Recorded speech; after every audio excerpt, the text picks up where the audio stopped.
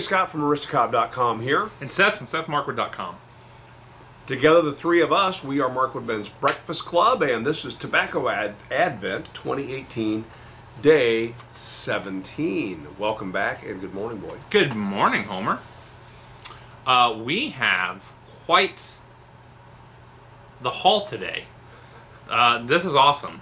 So this is friend of the show, Jeremiah, sent all sorts of stuff. So he sent a box, and inside of the box is this blend that we are smoking currently, M.M.B.C.T.A. And inside the blend is, we'll talk about that. Yeah, we immediately noticed an ingredient in this. Yep. So the blend is burley, Coltsfoot, some dry and some toasted with honey, black Cavendish, and the remains of a Boswell aromatic. He intentionally left out any Latakia in consideration of the older half of the Markwood Men's Breakfast Club. So also inside of the box, so Jeremiah wrote a great letter. Not going to read all of it, but I'll summarize. He said, trying to break 3 records. The first is to have the longest titled tobacco that we have ever had in Tobacco Advent. So this tobacco is Mary Mellifluous Burley Coltsfoot Tobacco Awesomeness, or MMBCTA. Second record is to send something that we have never had standalone, and that is loose Coltsfoot. He recommends adding it to blends. Thank you. We have had Coltsfoot in tobacco blends before, and we pulled the Coltsfoot out of a blend to smoke it alone, just to see what it was like, and we liked it. I remember that. Yeah. He also recommends adding it to tea, and so that's something we could bring an electric tea with it, and bring an electric kettle in to the shop sometime, and maybe try that out. Yeah. And so thank you for the Coltsfoot. That's excellent. And then all of this was contained in this letter that says Markwood Men's Breakfast. Sealed letter. Yeah, sealed with wax seal. Wax seal. Right, with the recommendation to puff gently and slowly on the blend. It's best when sipped and savored. Said, from a third of the party. I wish I got to sample as many blends as we do, and said that next time we're in the area to check them out. Also was this Shakespearean insult, which is one that lies 3/3 and uses a known truth to pass 1,000 nothings with. Should be once heard and thrice beaten. All's well that ends well. Shakespearean insults. This should be applied to all politicians and FDA deemers. We agree. Yeah. So the 3 records is the longest name, sending Coltsfoot, and the third is to send a question that we've never been asked, and this is our question of the day. Yep. And so, curious of the answer to this question. If you were one of the Magi and had one gift to bring to honor the newborn king whose birth we're celebrating, what would you bring? Of all your earthly goods, what most precious thing would you offer to Jesus? The gifts of the wise men were all incredibly valuable then and now. So, and he poses, what can you actually offer God in the flesh? The best thing I could think that I could offer would be a poem or hymn written in praise, honor, and gratitude of the hope he's given to all mankind in his incarnation. Great question. So, I just had this conversation with my oldest grandson, Smuckers, about the wise men, about the Magi, and the fact that if you're a biblical nerd, you understand that the nativity scene that we put up at Christmas time actually encapsulates a period of Christ's birth and the story of Christ's early life, because the Magi, it is believed, came and actually arrived with Jesus when he was about 3 years old. So they would not have been there in the stable with the shepherds with a brand new baby Jesus, right? Instead, it would have been later. There's also no indication that there were 3 of them. Right, that's true. It was probably a caravan. Same for the shepherds. Oftentimes they're depicted as 3. It's one of those things that just came about once and it's been accepted as the way it is. Like Humpty Dumpty. It doesn't say he was an egg. Thank you, Mr. Gervais. Yeah, it doesn't. So, well, another thing. What was Mary riding on when she arrived in Bethlehem? The Bible doesn't tell us she was on a donkey, and yet always seen on a donkey. yeah. Right? All right, good question. The question, though, was earthly possessions. Yeah, I struggle with that because, to your point, earthly. When I think about things that I lay at God's feet, that I give as a sacrifice, or are willing to give, I think about that in terms of the gifts that I've already been given, and being a steward of those gifts. And so for me, my immediate response is my family, my children, my own talents and gifts and life. I try to live in such a way that I don't squander those things, and that I recognize that my family has been gifted to me by God, and that I have a responsibility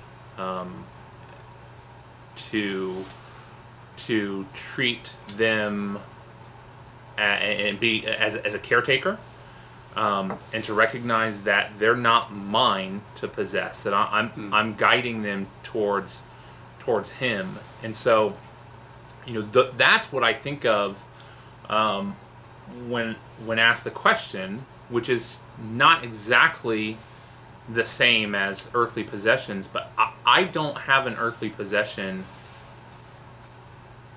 that I put at the same level of value as those things. Yeah. Well, that's a very good point, because you think about the example in the Bible of the widow's mite, the widow who's giving just a few pennies, right?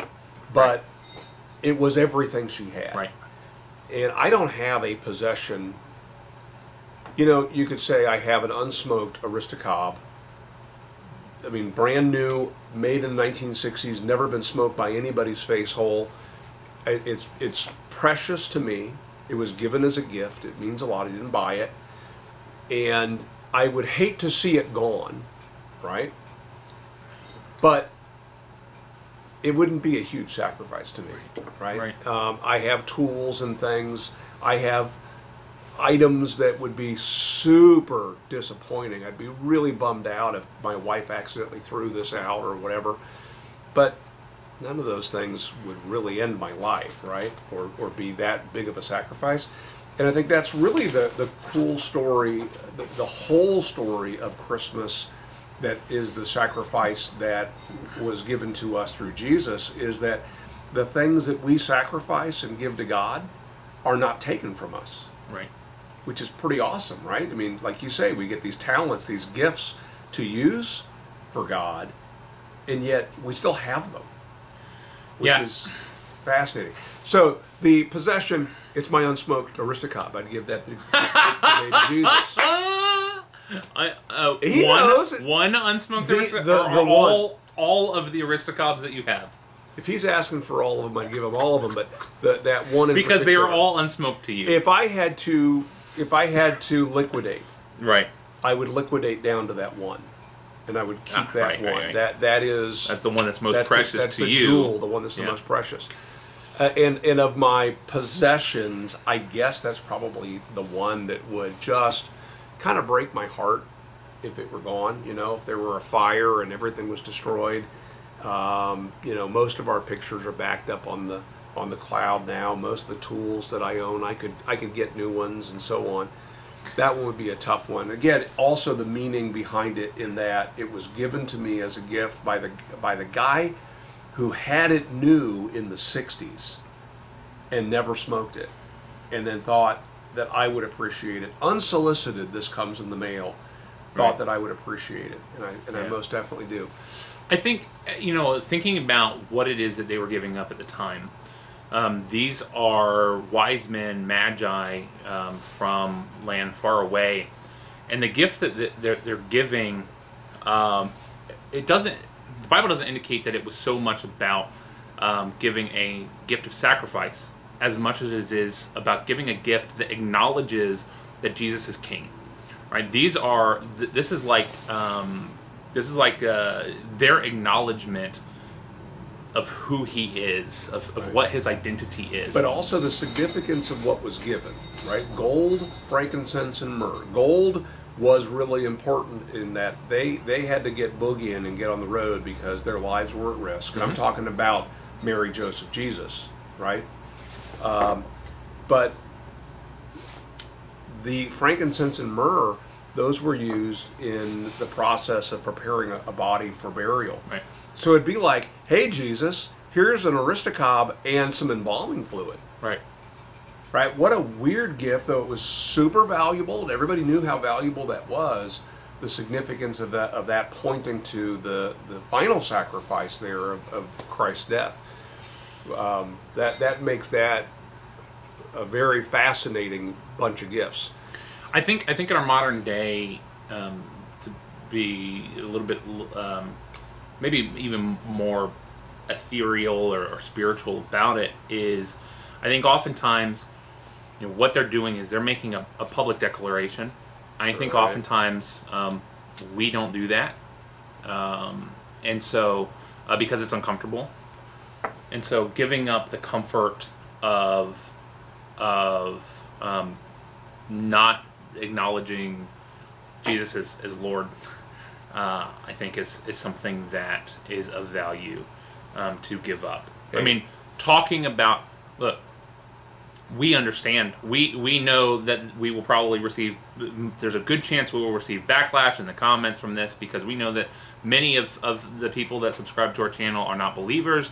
They think it's silly, hocus pocus, and think that we're ridiculous for believing that Jesus is God come to earth. And so just in having the conversation, there's acknowledgement of who Jesus is. Yeah.